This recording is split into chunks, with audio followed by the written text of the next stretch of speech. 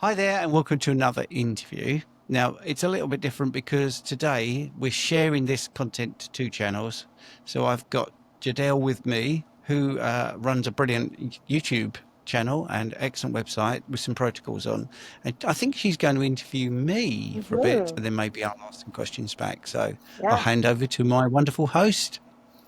Well, it's so nice to be with you, Stephen, and this is such a pleasure to be on your podcast as well. So hopefully we can answer people's questions because I love your story, how it started in your 40s about the kind of the health decline. What is it about our 40s that we seem our health just seems to go down the tank when we hit that era of our life, the aches and pains, the weight gain in areas you never saw before, the hormone and mood fluctuations, the sleep issues, the anxiety, the low energy, the gut issues, the list goes on.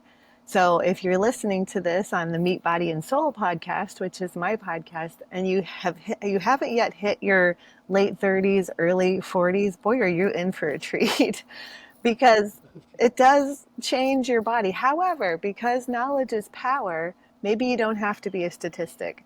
Maybe after what you learned from us today and the questions I have for Stephen, if you're feeling the effects of the 40s and 50s and the health declines, keep listening because we can reverse some of those. And if you haven't quite got there yet, we can stave that off for you because we've been there, we've saw the decline, and we've gone the other way, right, Stephen? Yeah, I think it's a simple thing of, the old phrase about outrunning a bad diet. I think things catch up as you get older. Um, I'm not saying aging is a bad thing. I'm just saying if you're on the wrong way of eating or you're doing the wrong things, you might get away with it for a little while. So I totally believe the food guidelines. I absolutely did everything right: skim milk and porridge oats in the morning, blueberries and maple syrup and honey, and I didn't have saturated fat and all of those things. And I now realise, or I got to my 50s, I'd realised I'd been doing everything completely wrong. And I didn't smoke, I didn't drink, so I should have been the poster boy for the guidelines. And what was happening was my alleged perfect blood glucose was being driven by incredibly high levels of insulin. I then got into what people call pre-diabetes, which isn't a thing, but my blood glucose was getting higher and my background insulin was higher, and I was getting tubbier, even though I was running 3 times a week, 10 miles, and an advanced personal trainer. So I got to my 50s, and my coronary artery calcium scan was 639, lower left quadrant pain, bad skin, everything. And it was just, my body was stopping me thinking these things were bad, and it was hiding it. So when we get people of 20 or 30 saying, "Oh, don't worry about the carbs, I've got a six pack." I had a six pack. I did a Right. bodybuilding show, Right. yeah. But you're on your way to metabolic problems, without a shadow of a doubt, Mhm. without a shadow of a doubt. So all these people that are saying, "Oh, tons of sugar is wonderful," or carbs are great for you. You've got to have some carbs. You wait till you get to your 50s and you will severely regret it. You will regret it. Absolutely. Yeah. So I'm excited to share this with my listeners today because you're somebody that I deeply respect across the pond because your work is in the UK. Of course, I think you take clients globally, but it's the benefits that you've seen with a meat-based approach, same as me, and your expertise on all things carnivore.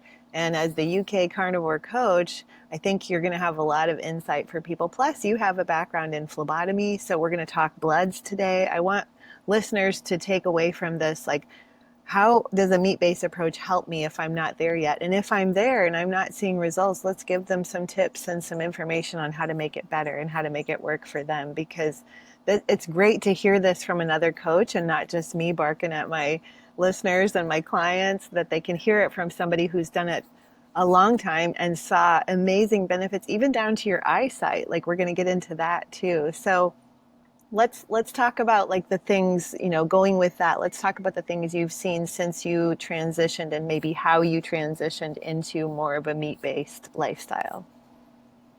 Well, I'm quite thankful that for 5 years, when I started my journey as a specialist practitioner in obesity and diabetes, I still believed in the high carb stuff. So I can be impartial because I spent 5 years doing it wrong, and thinking, why are these people not reversing their type 2 diabetes? Why is this just getting worse and worse and worse? So that was from age 45. until age 50, and then I went low carb and keto, and I saw the difference. Um, so, so those first 5 years, what was happening? People were coming in, and I was following the guidelines, and their diabetes was, reasonably well managed, but they wasn't losing a lot of weight, and they still were needing the medications and stuff like that. And the only people that were doing really well were the ones that were ignoring me. I mean, I'm an open book, so I would say, "What are you doing?" And they'd say, well, Atkins, or they didn't say keto because that wasn't really a phrase people used. They didn't say carnivore because, again, that wasn't a phrase people used. But they were avoiding carbohydrates, and I could see them. They were improving their body composition. They were actually getting off their medications. With there was doctors on board as well, and when I went sort of into low carb and keto, the results just were stunning. I've had people reverse their type 2 diabetes within 3 weeks. That is obviously, a clickbaity thing to say, but that has actually happened. More often than not, it will take sort of 3 months, 6 months to resolve that. And obviously, if they go back to the carbohydrates, they go back to all the problems. And this is one of my bugbears, where people say, well, it's not really cured. It's a bit like saying to an alcoholic, you're not an alcoholic anymore. But if you had drinks, you would be. Well, that's obvious. So you avoid the thing that's bad for you, and you're cured. You're absolutely where you should be. Lowering blood pressure, which is very common again. I've had some remarkable things where people, again, the sensational stories. Someone had 2 weeks to live. That was 5 years ago. End-stage cancer, renal failure, all of those things. So we've had people with their GFR was 5, which should be over 60 for most people. That's been reversed. Just incredible differences across the board, really. That's awesome. And your eyesight intrigued me because I have always struggled with sight, and I've improved my vision with exercises. I went from a -7 to a -4, but part of that was also due to, like you mentioned, diet changes of taking out inflammation and things that were causing the issues with my eyes. So what was going on with your eyes that you noticed a difference with when you went carnivore? Well, firstly, I tend to talk about eyesight from people telling me because it's more interesting for clients to do that. My story is slightly different. I will get to my story, but I have clients that say, "I can't believe it. I can definitely see clearer. They get rid of floaters, those sort of things. Dry eye goes." For me, what happened in my 40s, I had cataracts from the high glucose, high carbohydrate diet, basically. So I had my lens replaced once I got to age 50. Both my lenses were replaced, but I had terrible floaters. I used to have to wear sunglasses all the time in the sunlight. I had no tolerance to sunlight, which is really sad. So all of those things have gone. The floaters have started to go. Well, they've gone now, but I'm talking back when in my 50s. I noticed that the floaters went. I noticed that the sun sensitivity completely went. I don't think I've worn sunglasses for maybe 6-7 years. So even in keto, that had improved. The dry eyes has completely gone, which is one of the things that when you have that particular operation, and not just that operation, but other things cause dry eyes, that's completely resolved. They just feel better. It's just incredible, really. I mean, I do like your channel and the fact you've got these different protocols, so that's really good. And the fact that just with exercise, you improved your eyesight. I know you're talking to me and interviewing me, but I just want people to know that, you know, that's really obvious, isn't it? And they've done studies on populations where half the population are working outdoors and constant. I think it was a Chinese population, and that therefore they were always looking in the distance. Whereas some of the population, the same area, same age, same, similar, but they were indoors all the time, and the amount of myopia for the people that were indoors was something like 7 times as great, or 7 times more likely to be myopic than the people working outdoors. Yeah. So to me, that doesn't seem like rocket science. That if you're constantly looking at a screen, that's going to be bad for your eyes, and if you're constantly looking at different directions and out, your eyesight's going to be better. I mean, to me, that seems really obvious. But you've also got to give your body the right nutrition. So again, your vascular system your eyesight, all the veins, all the blood supply is in very small pipes, for want of a better word. So if there's any inflammation, you're going to have problems. So your fingers, your toes, and your eyes is where, you know, diabetes has you know, a terrible impact. So a lot of that is to do with the inflammation and the glycation as well, which is coming from the glucose. So if you can clear the pipes, even at the extremities where they're really tiny and there's, you know, there's very small margins, then you're giving yourself a little bit more of a chance to get fit. So I think what you did, which is using your eyes, using the muscles, making sure that you're able to adjust, your pupils can adapt to different light situations, and also eat properly. Wow, that's so good for your eyes. Mm-hmm. Yeah, and I totally agree with the outdoor exposure. We've become an indoor nation and we see so much more myopia, so many more people who have to wear readers, so many people who complain to me when I consult with them about, my eyes are so dry. And I ask them, how do you Yeah. spend your day? Well, I work on a computer 8 hours a day. No wonder. It's like you said, it's like logic has kind of lost some people in the process. And so Yeah. going back to like a meat-based approach, there's a lot of logic to that, but also sometimes how you do anything is how you do everything. So all of a sudden you start to look like, logically I should be outside more. Logically I should get some sunshine. Logically I should look to the horizon and not just look at a short distance screen. Yeah, and I think the other thing is the mechanics. You know, you get better quality tear, Mm-hmm. your tear development, and also when you're blinking. I know this is really getting into sort of the minutiae, but you should be blinking properly. So you squeeze, and then what's happening is your tears are not evaporating so quickly. So you have slightly more viscosity in your tears, and you also have when you do blink, when you do make the surface of the eye wet, it's not evaporating so quickly, which is, again, as soon as you say it, I think that's really obvious. That's why you get dry eyes, Yeah. because even if you're lubricating it, if it immediately evaporates because it's thin rather than viscous, well, that's going to give you dry eyes unless you're, constantly blinking all the time. That is a really good fix, by the way, to go and get your blink rate looked at and just see if you're blinking properly and your tear ducts are not gummed up. That's another thing you can have a look at. But yeah, I'm not an expert in eyes, by the way.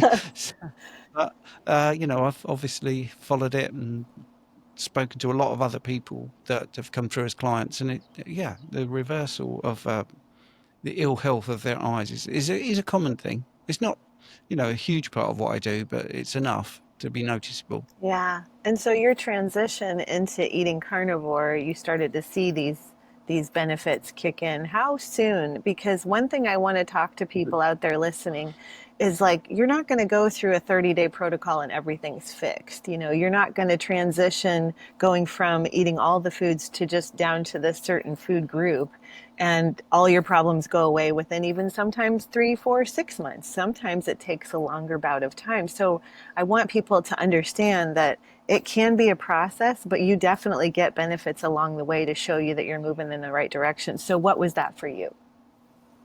Oh, wow.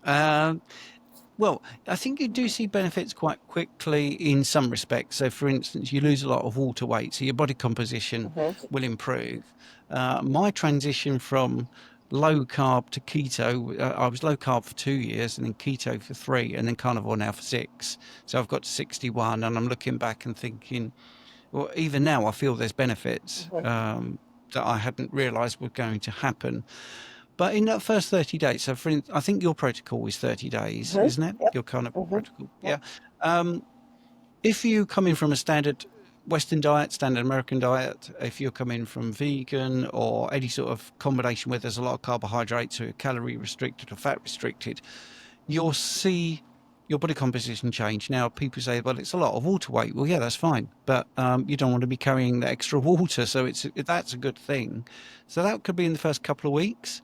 You will definitely see that. So every molecule of glucose has 3 molecules of water. So when there's less glucose, there's less water. That's what happens. Obviously, you will flush out electrolytes because you will urinate. That's how the water comes out. That will take your electrolytes out, which is why you get the alleged or badly named keto flu. The easiest way to resolve that is have a little bit of salt in small glass of water. So a small glass of water like that, for instance, Mm-hmm. with a quarter teaspoon of salt once a day, you'll probably be fine and not get the keto flu, which is a transitional thing. Within 30 days, I would expect you to notice feeling lighter. You will lose some body fat, I think. Your body will love you for the extra nutrients. Yes. Your skin will start to feel better. I think your anxiety will come down. If that doesn't happen, you've got to also put it in context. I didn't go straight into carnivore.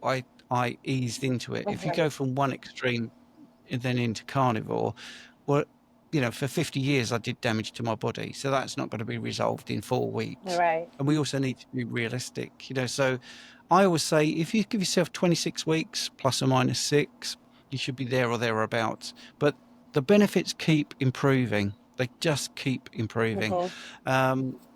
All this, there's rubbish at the moment about, low insulin is really bad. It's not sustainable, which is just so ridiculous. We've got Maggie, the ranch, for 67 years carnivore, Regis, who is 40 years carnivore, Dr. Lisa Wilderman, who's very good to talk about eyes to, 15 years carnivore. I've been 6, Sean Baker's 6.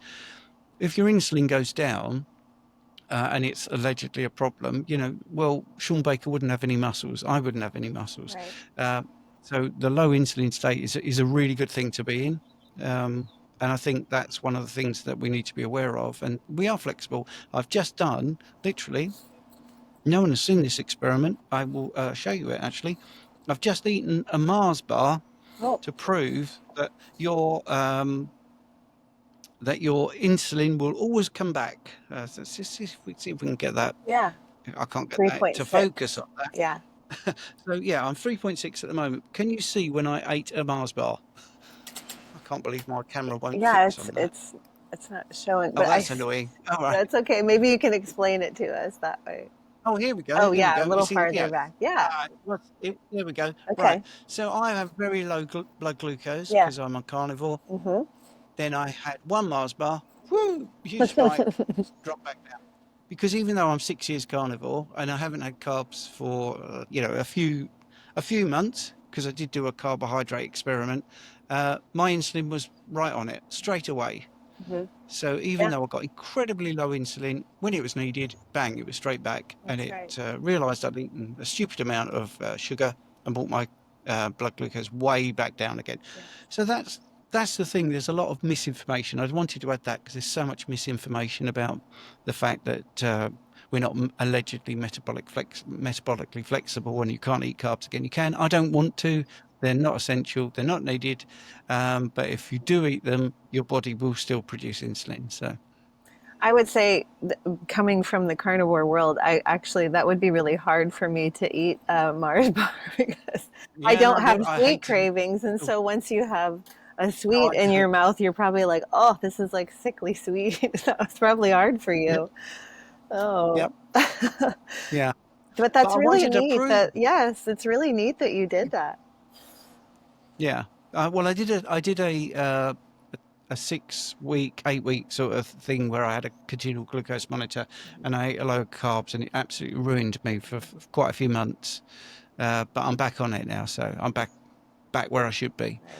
And clearly your body was adaptable to where that one little spike, like you said, it went right back to normal. So that shows how powerful the body has healed from the mechanism of eating non-inflammatory. And that's the premise behind meat, is that it's such a healing food. You will never see meat in your stool. You'll never see chicken or steak or fish in your stool, but you eat grains, you eat salad, you eat corn, you see it all the next day, right? To me, that tells me that my body doesn't want that. There's nothing it can utilize from that. So it's going to just kick it right out, right? So that's the premise, is that we're eliminating things that are inflammatory to the body, which is really what people want to focus on. Now, there are a lot of myths that come along with somebody going carnivore. And so I wanted to have you on specifically to dispel some of those, because you have so many great videos on how you talk to doctors yourself, and you mention studies yourself, and you call people out on social media about even things like HbA1c going up. So let's start there. Let's talk about like the impact of somebody on a carnivore diet might see their HbA1c elevated. So can you talk us through that? Yeah, well, let's try and give people a real basis of what the HbA1c is allegedly measuring and why it's a bit misleading once you've been a long time carnivore. So when you look at your blood glucose, what's going through your veins and through your arteries, there is a concentration of glucose in there. So it's roughly speaking about a teaspoon or 5 grams of glucose in 5 liters of blood. It's a small amount. Okay. Now, the symptoms of diabetes, and this is again something that makes total sense as soon as you hear it, is you drink a lot and you urinate a lot. So if you have a lot of blood glucose, you have a concentration that's higher than the 5 grams, your brain, your body is really clever. It thinks, right, well, that concentration is a bit too much. Let's drink a ton of water. So the concentration is less. So we've got more volume of water or plasma in the blood, and then we'll urinate it out. So we actually bring it back down to where it should be. Total sense, isn't it? Absolute total sense.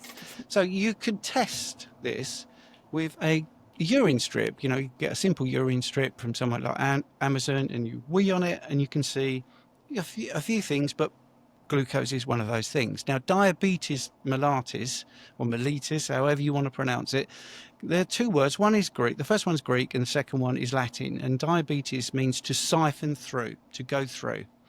And mellitus is basically from Latin for sweet or honey flavored. All right. So what that's actually saying is diabetes is sugar going through your body, coming out the other end. And that's how they used to diagnose it. They literally used to get the doctor would, or physician or whatever, would get someone to drink the urine, and if it was sweet, you had a condition. Now, diabetes in the old days, and this is before maybe 1990, so it's still quite recent, was called late onset diabetes. What I said to you about things catching up with you. So it was unusual. Now it isn't unusual. Well, why isn't it unusual? Because so many people are eating lots and lots of carbs, lots and lots of, however you want to say it, I'm sorry. Carbohydrates are bread, the pasta, rice, fruit, which also has fructose in, but that's another problem. Anyway, right. So what's been happening for many, many years is people have been taking their blood glucose levels, like I just showed you on my CGM, or they've been pricking their finger, which is really good, capillary testing. And about 6 years ago, when I started Carnivore Coaching, I had a lot of people saying to me, because obviously I've got the diabetic background, I don't really understand. My average blood glucose from my actual blood or from my CGM is really good, but when I have my HbA1c, it seems to be creeping up. So are you with it so far? Oh, yeah. Yeah, right. That makes no sense. So I went back to my training, and there is also a thing where it can be artificially low. So you can look at your capillaries, you can look in your blood, and you see that your HbA1c doesn't reflect it. Now, if you're what's called hemolytic anemic, that means your red blood cells don't live as long. Right. So we're trained to ignore the HbA1c of someone that's anemic, hemolytic anemic, because their red blood cells don't live as long. They might live like 60 days as opposed to 120. So therefore, the glycation can't happen. The stickiness can't happen because it's not in the system so much. So they get this brilliant reading of HbA1c and think they're not diabetic, when maybe they are, because their readings are showing that their concentration of glucose is really high.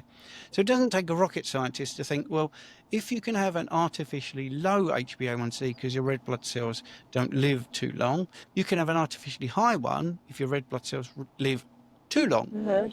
When I think too long for the formula. You see, so the labs have a formula where they assume red blood cells live a set period of time. Right.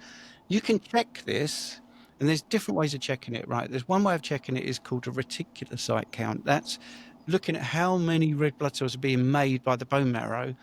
And if it's low, it means that your red blood cells are living longer. And if it's high, it means your red blood cells are living shorter, and therefore you're making lots more. And that is borne out. Clinical practice, that's a medical fact. If people don't believe this in the carnivore space, look up hemolytic anemia and HbA1c, and it's written everywhere. It's well-known medical fact. So we know it's unreliable. Going back to your, or what I just said about the urine testing, that's actually diabetes. Not the numbers, but it is sugar spilling into your urine and having to come out. That's actually diabetes. So we can have these arbitrary human numbers, human-made numbers, which a good-ish guide, but they're only good for people that are eating 45 to 65% carbohydrates, because that's the range of, that's how they work the ranges out with people that weren't eating carnivore, that were eating carbs. So the numbers don't really work. They don't work at all, in fact. Testing your actual blood and keeping an average, using your CGM and keeping an average, is much more reliable than the HbA1c. The HbA1c on carnivore long term is definitely unreliable. Like I say, you can use your urine and prove to yourself that you are or not diabetic with that. That's a much better test. Going back to what the name says, diabetes mellitus, that's siphoning through you and coming out the other end, honey tasting. That will actually be the thing to tell you whether you're diabetic or not numbers. And that's basically it in a nutshell. I can go into more detail if people want, but it just, to me, hopefully that was quite clear. Oh, yeah. Hopefully. Yes, very much Yeah. so. And like you said, you can look at the numbers all day long, but if the symptoms don't match up and nobody's having these diabetic symptoms when they're eating a carnivore meal, they're not getting sleepy after meals, they're not having all these highs and lows and feeling like they're crashing, but then feeling like they're super fatigued, and they're, all these different things, the brain fog and stuff that goes along with traditionally you're feeling the effects of either becoming pre-diabetic or you are diabetic.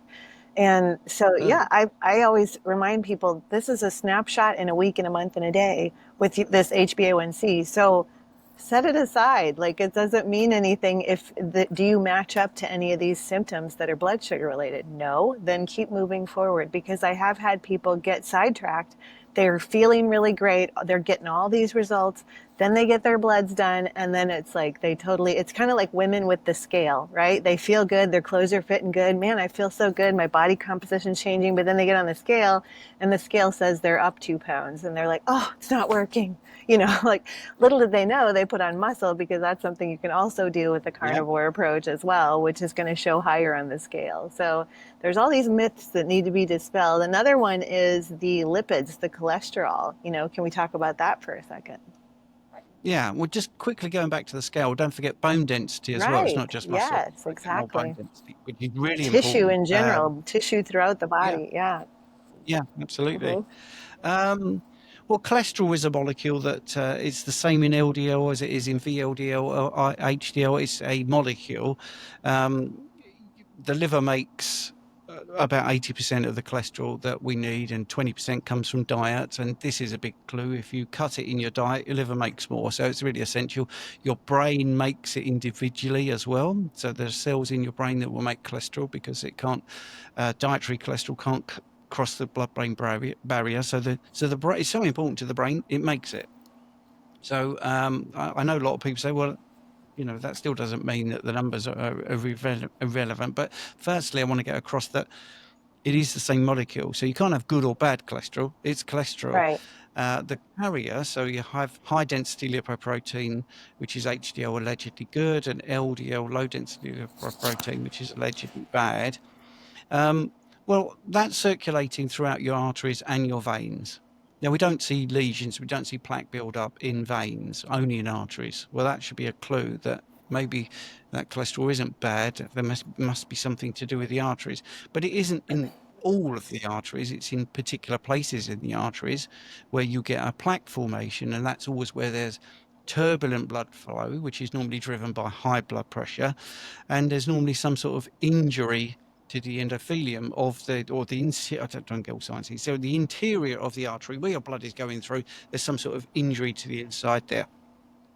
So you would think, well, hang on a minute. So it's high blood pressure, it's turbulent flow of the blood as well. It's some sort of injury. It's not caused by LDL. These are caused by those three things, and it's predictable where you will get a plaque. So it's not LDL that's causing it. And then when you look at epidemiological studies where we're talking at, thousands and thousands of people, over half of the people that have heart issues or plaque formation, over half have normal or low cholesterol or low LDL. So there's no real powerful association whatsoever. There's no causal link that's ever been proven. And that goes with all the subfractions. It goes with the ApoB, which is a protein that is on the LDL.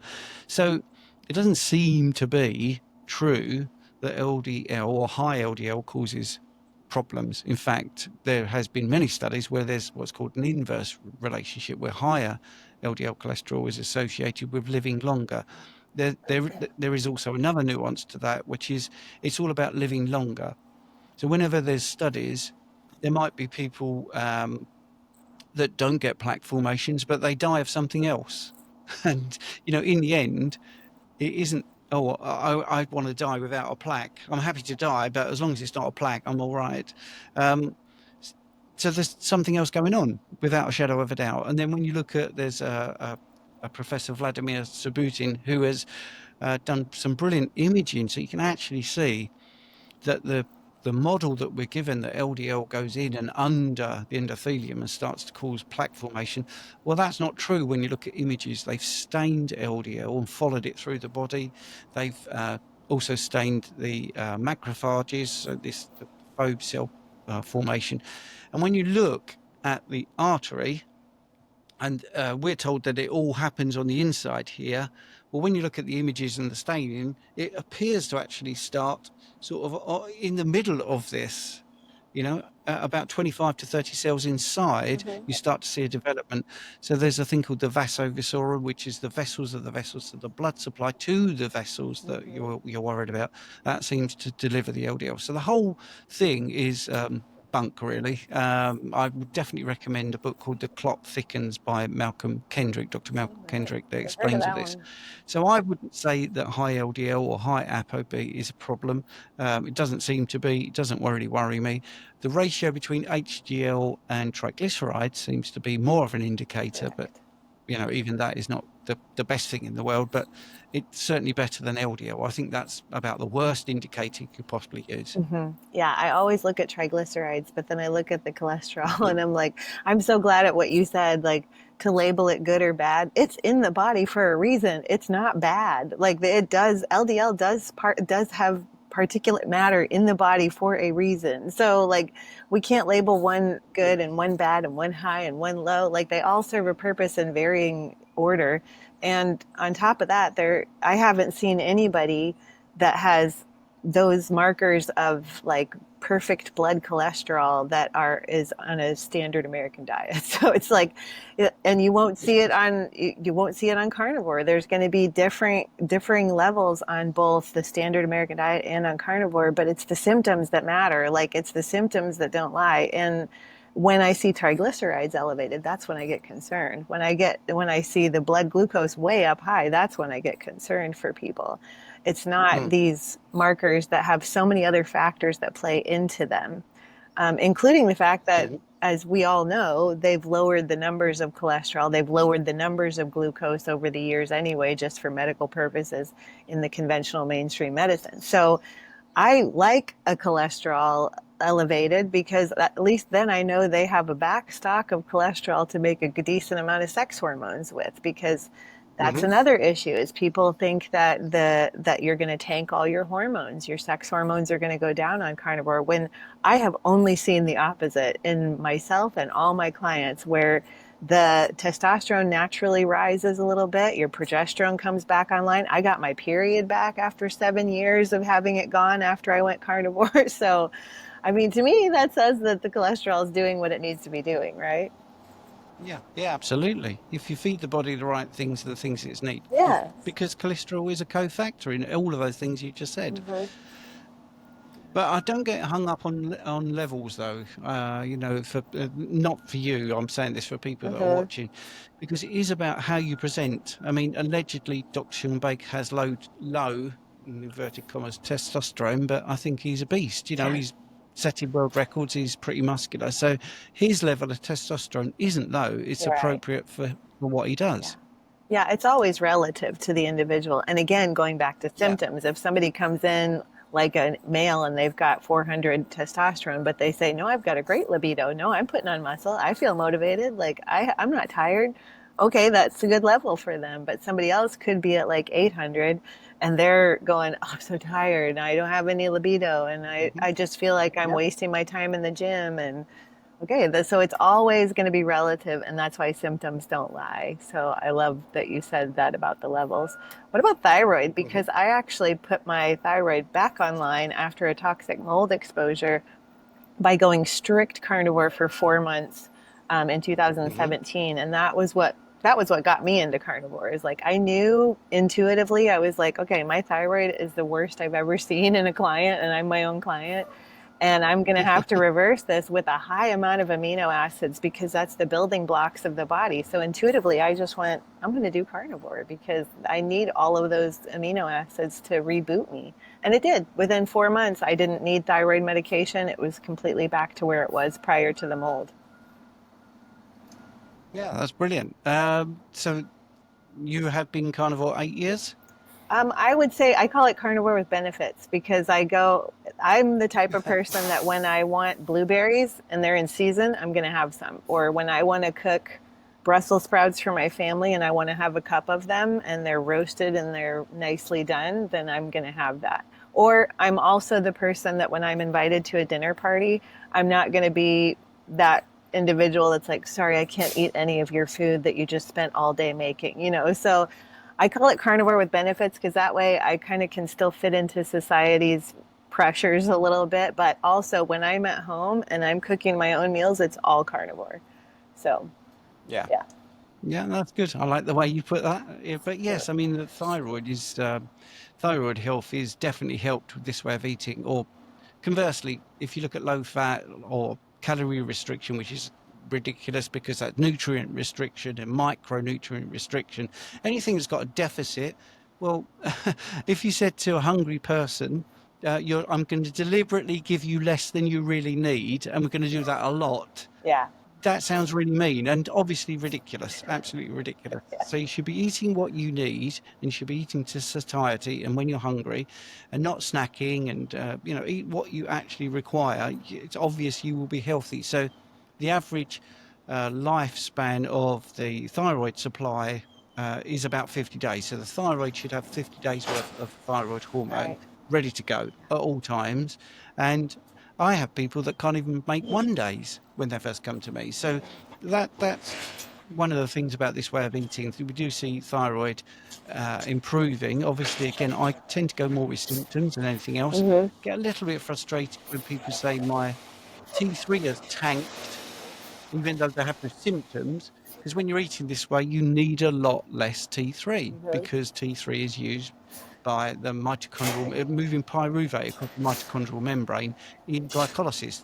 When you're basically eating carbs, so carbs get broken down. Pyruvate is one of the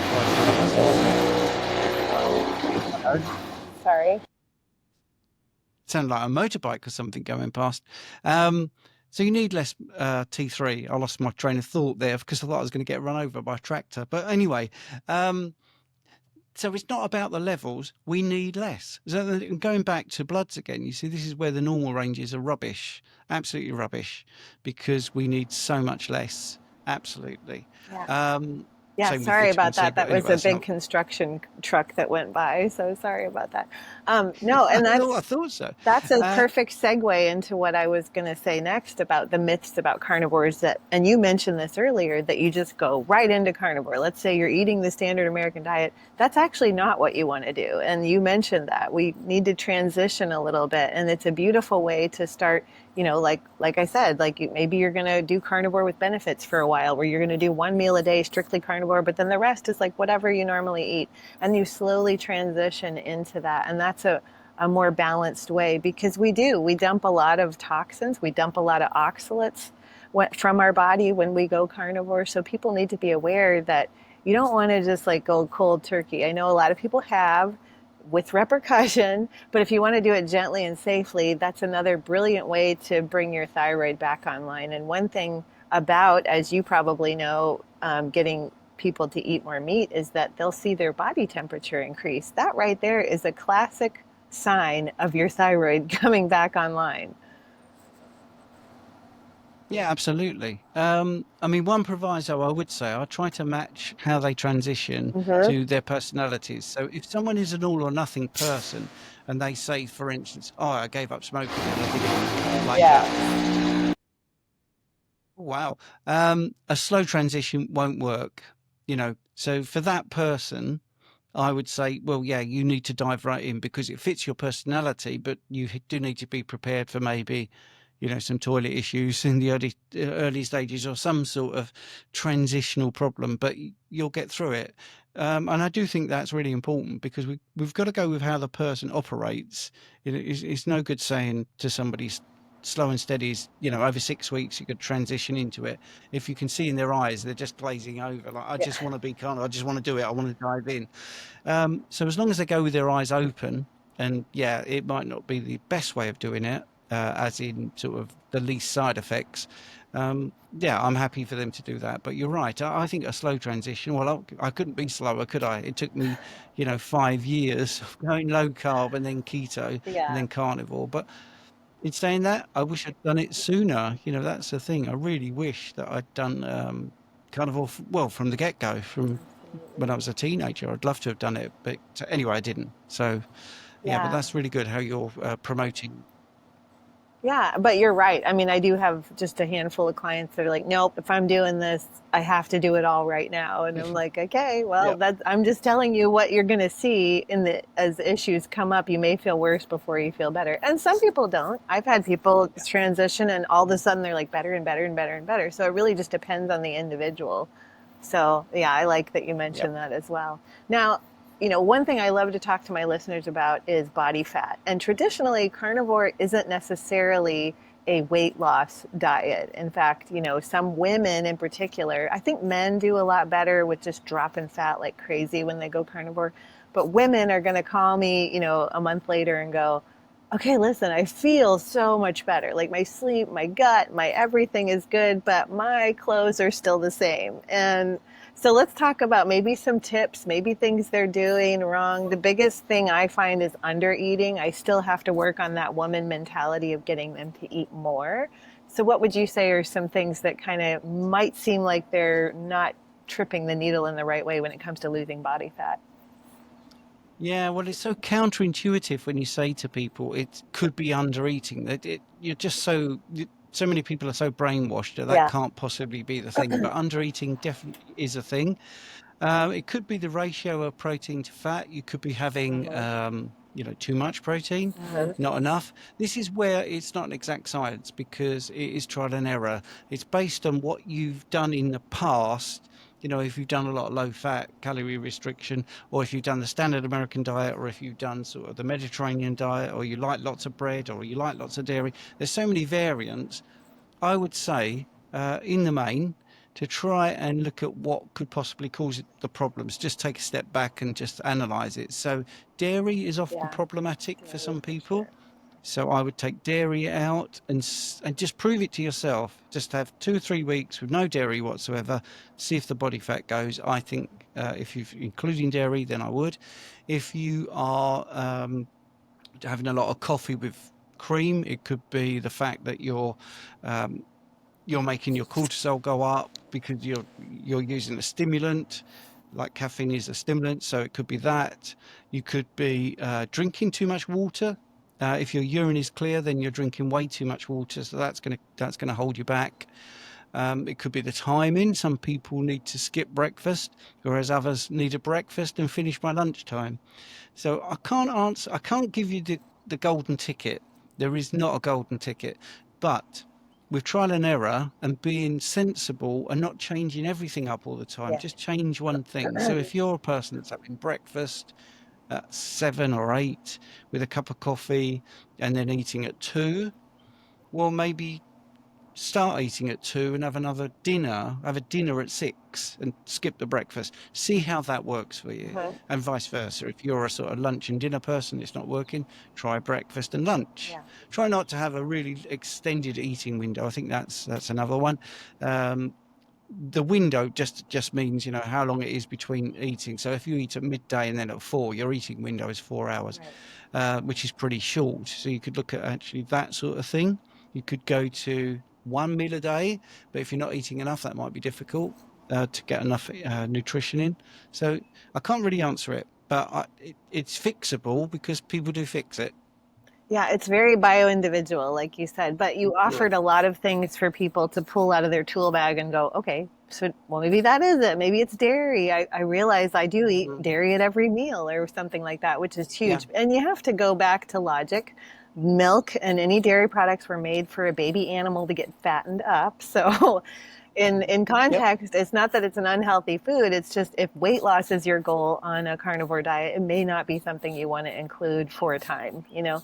And then Mhm. also, like you mentioned, for some people, the meal frequency, the meal timing is huge. So maybe they want to play around with that. I sometimes do really good by having a breakfast, but not having a lunch and waiting till, 5 o'clock for my dinner and having that big stretch in between. I'm very active in the morning, so I need a breakfast. But sometimes during the day, I'm like, man, I'm so full still from breakfast. I don't need a lunch. I'll just wait till dinner. Mhm. And that works for me. So, but that may not work for somebody else. I know a lot of, I hear from other carnivores that are like, I kind of just have coffee until, 12 or so. And then I have my midday meal and then my evening meal. So you really just have to, we are our own science experiment. So sometimes you just have to Yeah. test things out and go, well, that didn't work. But the key is you can't just do it for 2 or 3 days. Sometimes you have to do it for, again, another like a Oh 30 yeah. day cycle to see how your body reacts to it. Hmm. Yeah, yes, and that's yeah, perfect answer. And you do need to have patience as well. Yes. The weird thing I find, and I would say pretty much every client that I've dealt with, this has happened. If they come to me for weight loss, that becomes less important as other things get better It's and they true. start sleeping better, the Mhm. skin gets better. Yes, there's still say exactly what you just say. I would like my blouse to be looser or my pants to Right. not be so tight. They do say that, but wow, my mental clarity is better. Oh, I can concentrate better. I just feel more energized. And the weight loss is like a side effect. It becomes not the main goal as they just get less anxious or their blood pressure goes down or they come off their diabetic meds. I mean, that's obviously the sort of person I do deal with a lot. Or their kidney function improves because they're going through dialysis and then they're getting off dialysis. So it's incredible, really. Yeah. The people are so different. And you being in this space coaching for this long, maybe have you even seen like they do start out carnivore and their weight doesn't change for, 3, 6 months, a year even, but then after that, all of a sudden it does. Because I have not seen anyone put on weight on a carnivore diet. Maybe they maintain, maybe they have body composition changes, but I can literally say that no one has gone through a program and seen the scale continue to go up. I have not seen that. I don't know if that's the case. You generally, No, after the body levels out, it's like you actually start to see some changes in body fat over time. well, I think, a couple, yes, it can be a long time to get to the perfect Right. body Yeah. composition. The longest I've had, I think, is about 40 months Mm-hmm. to get exactly where they wanted to be. Mm-hmm. And they came on our school community. When I say our, Richard Smith and myself have run this community. Yeah. And it was only a couple of weeks ago, someone came on and said, I've finally got to the exact perfect composition. Now what? Which I thought was really interesting. Um, the most pronounced weight gain I've ever seen was on the back of losing 80 pounds. Then they gained 20 back and then they lost 30. Mm-hmm. So that was interesting. So I think that's the body that's very pronounced and very unusual. But that's the body obviously trying to get to the right homeostatic path that they wanted. So going up by 20 pounds was a bit touch and go. Let's be honest, but they'd lost 80. Mm-hmm. So maybe they lost 80 pounds too quick, Mm-hmm. in my opinion. Maybe that's what it was. They were experimenting with this, that, and the other as well. So um, I've seen weight gain, but in the context of having lost a lot. So, if you look overall, what is that? That's 60 pounds lost, but they actually had lost 80, gained 20, then lost 30. Yeah. So actually they lost 90 overall in the end. So it is difficult to gain weight on this way of eating. I would say it's not impossible. I would definitely say you can have, well, the word too much means anything. You can have too much water, but maybe too much fat, or the ratio wasn't quite right, or they was eating too many meals or snacking, or there are things that could put a little bit of weight on, but it is really difficult. Yeah, and you're right. Like usually if somebody has been under eating right at first, and then they do like even the steak and butter gal has like priming where she has people prime, which is like Mhm. just eat until you can't eat anymore, like stuff yourself for a couple Yep. weeks. That you might see some weight there, but overall, as somebody is progressing into a carnivore lifestyle, I don't see the weight go up. And then also No. along with it, you have all this deterioration of their symptoms that they were bogged down by. So to me, that's like Yep. as time goes on, all you see is these people moving in a better direction of like aging really gracefully and positively and feeling great in their 60s and their 70s. Like you mentioned, these, like that doctor, I think you said Whittier, that has that as well. And she's been doing this for 15 years. So, yeah. Yes. And then, to that, you're also a personal trainer. Let's talk about how people can put on muscle without even going to the gym, adopting a carnivore lifestyle. Yeah. Yeah. Okay. I've only got like 5 Okay. minutes. So yes, I don't do so much with the personal training. I still offer an online personal training service, Yeah. which is sort of illustration and some of it is video based. Yeah, the weird thing is when you start feeding your body the right amount of protein, the right amount of fats, you can gain, as we mentioned earlier, the scale can go up, but your body composition can improve. So you can definitely gain muscle in the early stages, even without training, just purely because you are eating the right amount, and therefore your protein synthesis is going up, and like I say, bone density is going up. But once you start training, if you've trained before or you haven't trained before, you will see results with carnivore because you're just treating your body in the right way. You don't need carbohydrates to gain muscle. Sean Baker, like I said earlier, is a perfect example of that. Richard Smith, my co-host, bodybuilder, he's carnivore, looks huge, got a pro card for it. So no carbohydrates are needed. You don't need to go mad. You talked about under eating, but I think the biggest problem I've found with the personal training side of things, I was an advanced personal trainer. I got someone to the Olympics from just being an average person, is overtraining. You need to recover. So when you're in, it's not the hours you put in, it's what you put in the hours. So if you do a 20-minute session in the gym that's really flat out, lifting weights, and you're actually going to failure, going to proper failure, not just like, oh, I've done 10, I'm finished now, you'll get a physiological response. You need to recover. You shouldn't be back in the gym pounding out the weights the next day, because it's certainly not the same muscle group, because there's no recovery time. There's no response to that. You've got to allow that to happen.